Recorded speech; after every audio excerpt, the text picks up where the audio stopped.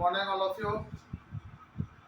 देखिए, राठौड़ों का इतिहास चल रहा था और राठौड़ों में जसवंत सिंह के बारे में डिस्कशन चल रहा था और जसवंत सिंह की राजनीतिक उपलब्धियां आपको बता दी थी। अब आते हैं जसवंत सिंह के सांस्कृतिक उपलब्धियों पर। जसवंत सिंह सांस्कृतिक उपलब्धियां इसमें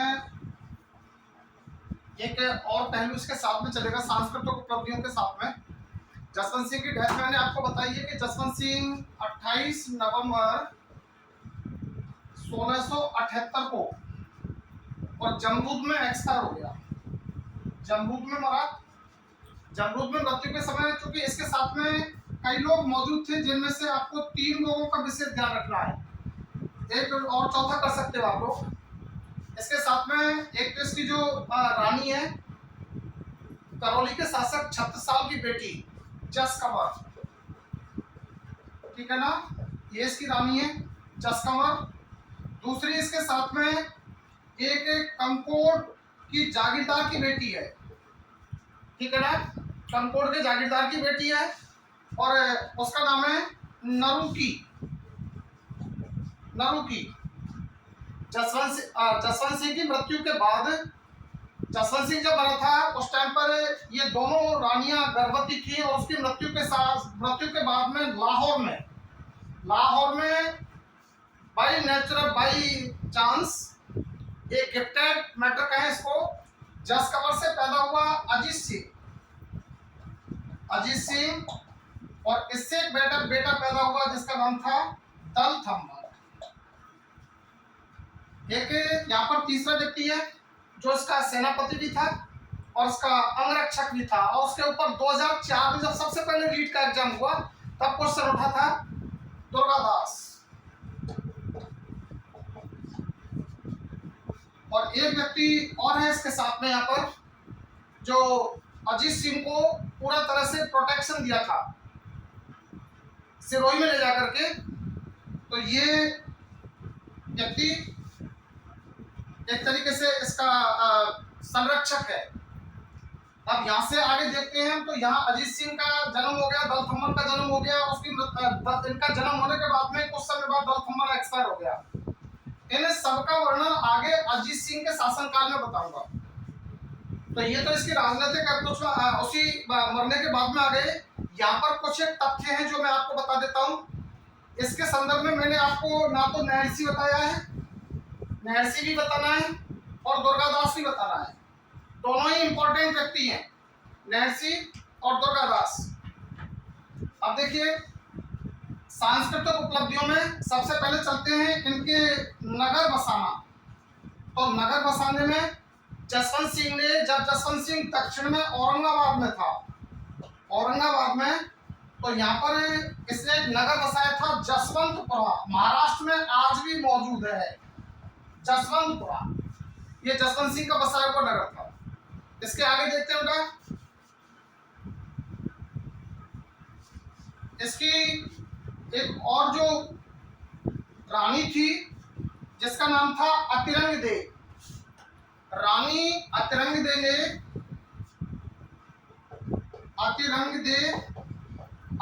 ने जोधपुर में एक तालाब बनवाया जिसका नाम था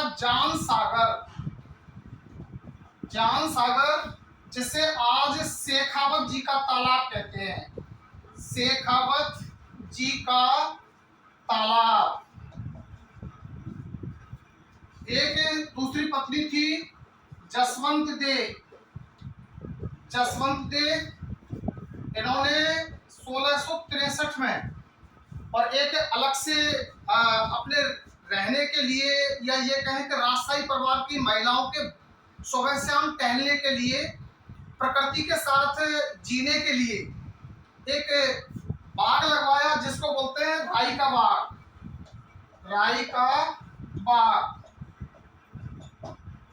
यहीं पर राई का बाग, यहीं पर महल बने थे बाद में, जिनका संबंध एक बहुत खतरनाक लेडी से है जो मैं बताऊंगा आपको, जिसने उसको क्या बोलते हैं,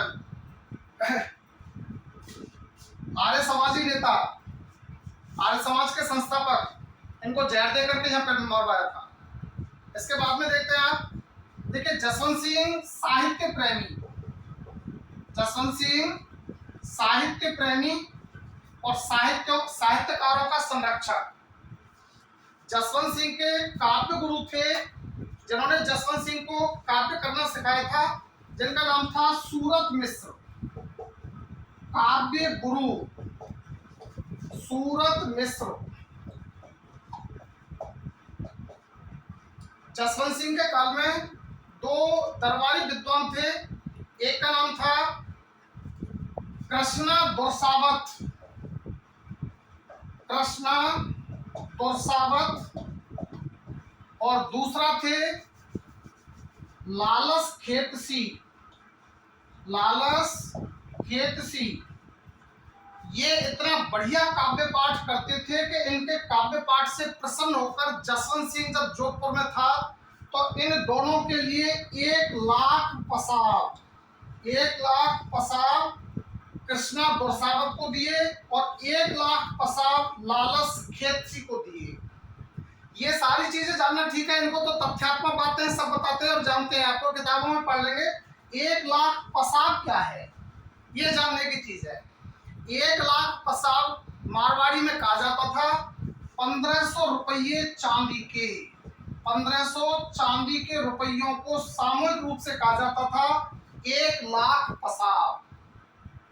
इसके बाद में फिर देखिए आप, ये साहित्यकार जो जसवंत सिंह के संरक्षण में हैं, जसवंत सिंह जिससे विभिन्न प्रकार की काव्य कविताएं और ये चीजें सुनता है, उनसे उसको प्रसन्नता आती है।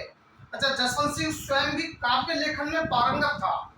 जसवंत सिंह ने कई एक ग्रंथों की रचना की, उसके उन ग्रंथों में आप देखेंगे बेटा, महत्वपूर्ण ग्रंथों में एक बार सेट 2007 में पूछा गया है, सबसे जो महत्वपूर्ण ग्रंथ है वो है भाषा भूषण, भाषा भूषण।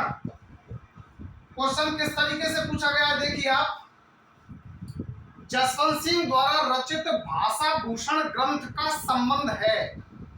तो देखिए इस ग्रंथ का संबंध किस चीज से है।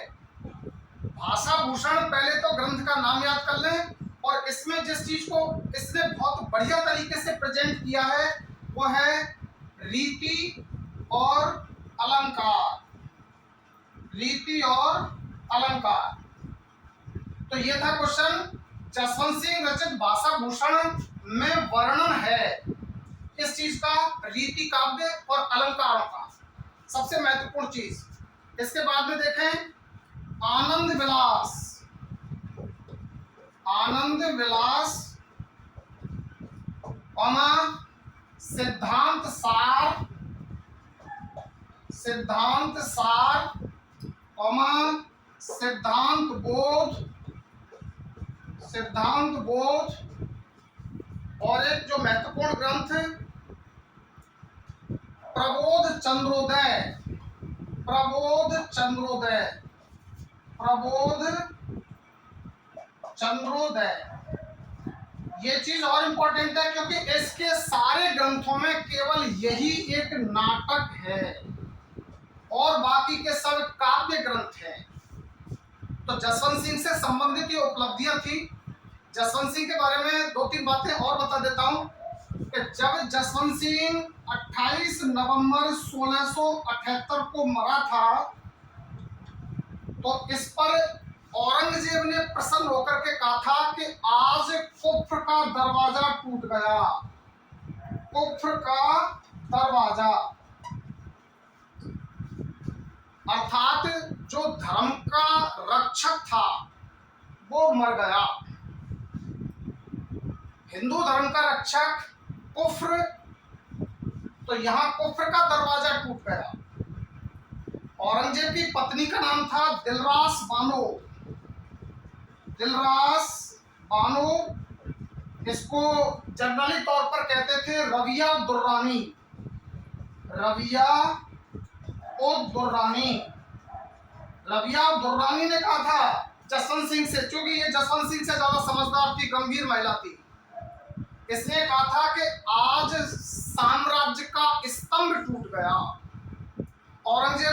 कहा उसके जस्ट अपोजिट में इसने कहा। दूसरी चीज देखिए, इस व्यक्ति का प्रभाव औरंगजेब के माइंड पर कितना गहरा था। ये व्यक्ति जब तक जिंदा रहा, जब तक औरंगजेब ने जजिया कर नहीं लगाया। और देखिए नवंबर 1678 में मर रहा है, दिसंबर और जनवरी, फरवरी और मार्च केवल 4.5 महीने बाद ही 2 अप्रैल 1679 को औरंगजेब ने पूरे हिंदुस्तान पर जजिया लगा दिया। इसी 2 अप्रैल को औरंगजेब के इतिहास में काला दिवस भी कहते हैं। तो जसवंत सिंह का भय देखिए औरंगजेब के दिमाग में। तो ये जसवंत सिंह से संबंधित कुछ महत्वपूर्ण तथ्य थे। जसवंत सिंह के संदर्भ में, जसवंत सिंह से संबंधित जो कि इतिहास सिलेबस के अकॉर्डिंग बता रहा हूं, बाकी का इसका बहुत बड़े लेवल पर बड़ा विश्लेषण है।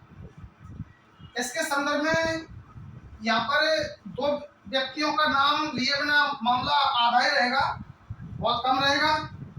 और आप लोग जो एसटीसी लेवल पर जो जनरल लोकल एग्जाम्स के बच्चे हैं उनके लिए तो ये चीज बहुत इंपॉर्टेंट है।